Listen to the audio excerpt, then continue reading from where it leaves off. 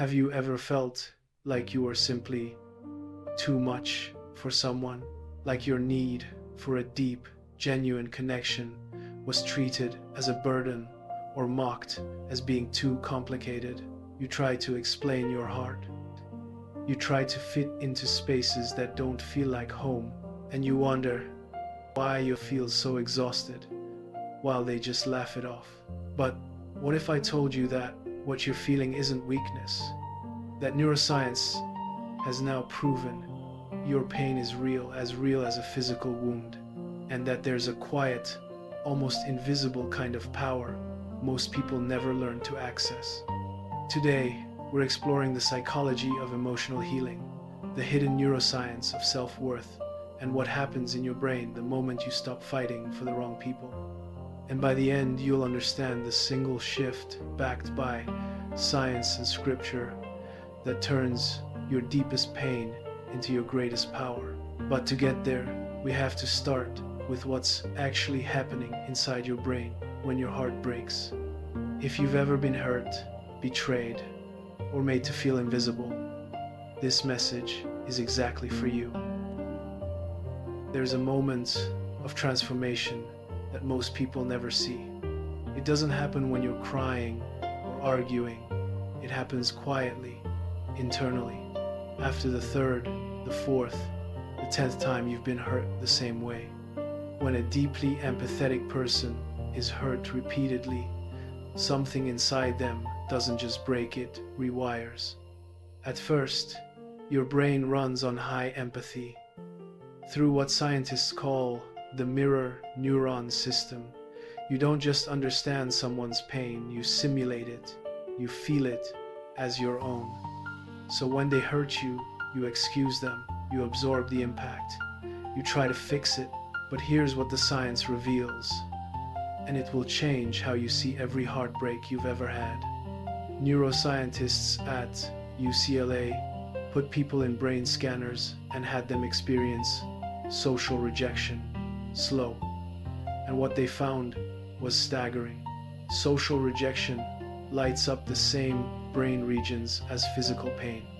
The dorsal anterior cingulate cortex, the anterior insula to your brain, a broken heart and a broken bone are processed in nearly the same place. So when you felt that rejection like a physical ache in your chest, you weren't being dramatic, you were being human. Your brain was registering a real injury. And the human nervous system is not built for endless emotional injury without adaptation. Every time your empathy is met with betrayal, your brain logs it not as a mistake, but as a threat. And this is where something remarkable begins to happen in your brain. A change most people mistake for becoming cold. It's the opposite. It's the beginning of a power that the strongest, most peaceful people you know have all quietly developed. I'll show you exactly what it is.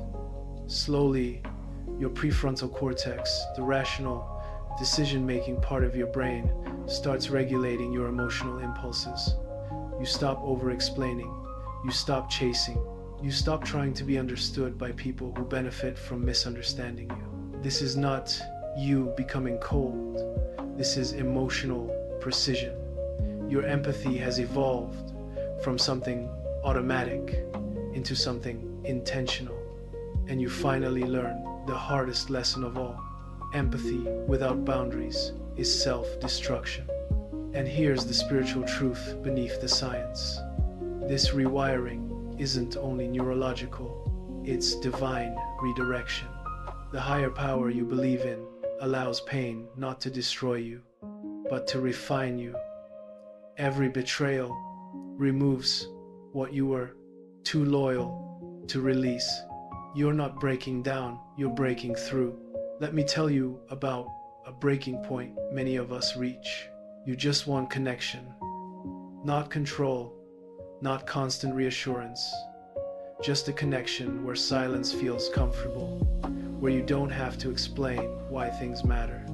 But then you express that need to someone, and they laugh. They call you too sensitive or say, "Why do you always make things complicated?" And in that moment, you realize something painful.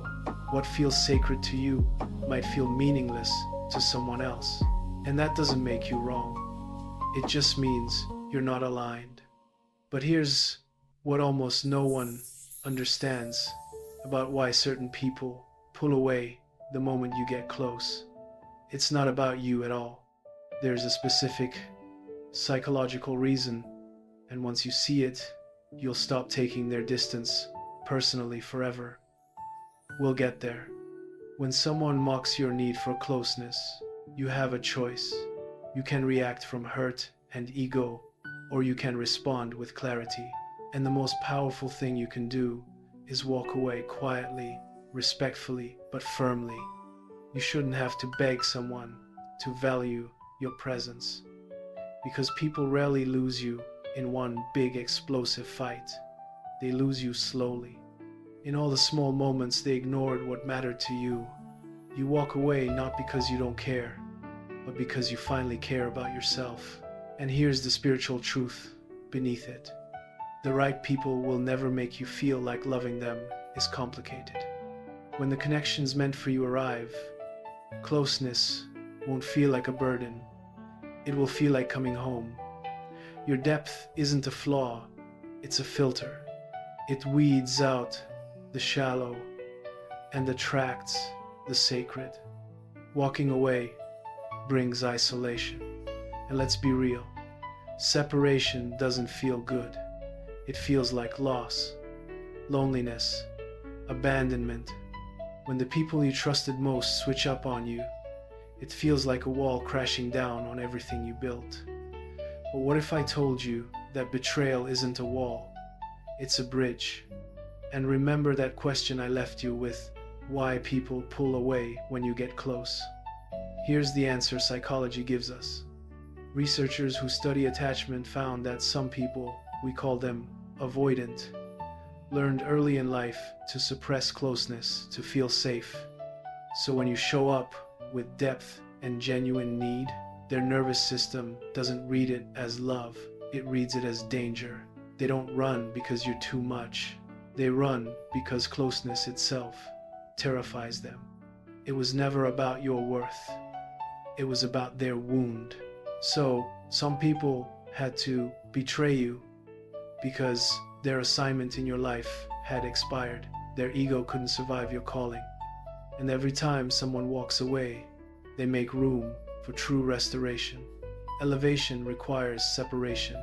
You cannot climb higher while carrying the dead weight of people who refuse to grow. Isolation is not punishment. It is preparation. The pain of separation births discernment, strength, and a better version of you. But there's a strange thing that happens after you cross this bridge, a shift in your energy that you don't even try to create.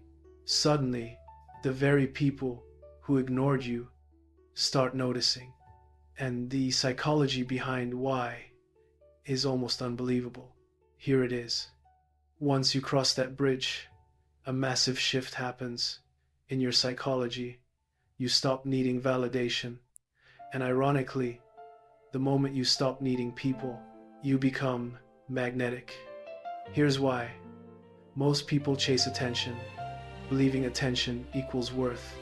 But desperation kills attraction, because neediness isn't love, it's fear. True attraction is built on something quieter, emotional safety. Remember those avoidant people who fear closeness? When you enter their world, calm, steady, and whole connection stops feeling like a threat and starts feeling like peace. But you cannot fake this safety. To offer it, you have to become it first. And this is where the science of self-worth gets surprising. Most of us were taught to chase self-esteem, feeling good by comparing favorably to others. But researcher Kristin Neff discovered something better: self-compassion, treating yourself with the same kindness you'd give a friend. Her research shows Self-compassion creates far more stable, resilient self-worth than self-esteem ever could, because it doesn't depend on winning, being chosen, or being better than anyone. That's the secret. When your worth stops depending on other people's approval, it becomes unshakable. And spiritually, when you root your worth in your divine purpose, in the truth of who you were created to be, you stop seeking validation from people who can't even validate themselves. You become a magnet not because you're chasing, but because you're whole. And whole people attract whole people.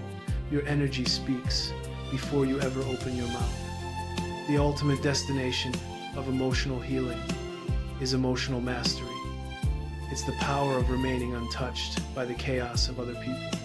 Most people spend their lives reacting to every opinion, every insult, every disappointment. But true strength isn't reacting louder. It's emotional discipline, remaining calm while others lose control. You learn the art of detachment. And this doesn't mean becoming cold. It means you can care without carrying. You can listen without absorbing. Some people are addicted to conflict because peace feels unfamiliar to them. They'll try to provoke you, but not every invitation to an argument deserves to be accepted. Sometimes the most intelligent response is distance. And here's where neuroscience hands you the exact tool. There's a technique psychologists call cognitive reappraisal, and brain scans show it actually works.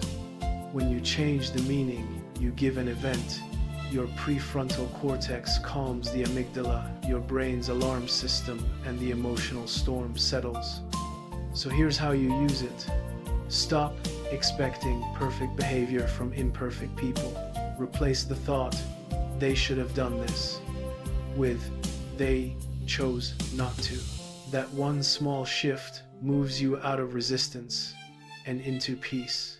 It's not just spiritual wisdom, it's how your brain regulates itself. When your mind is cluttered with bitterness and resentment, there's no room for clarity or divine vision.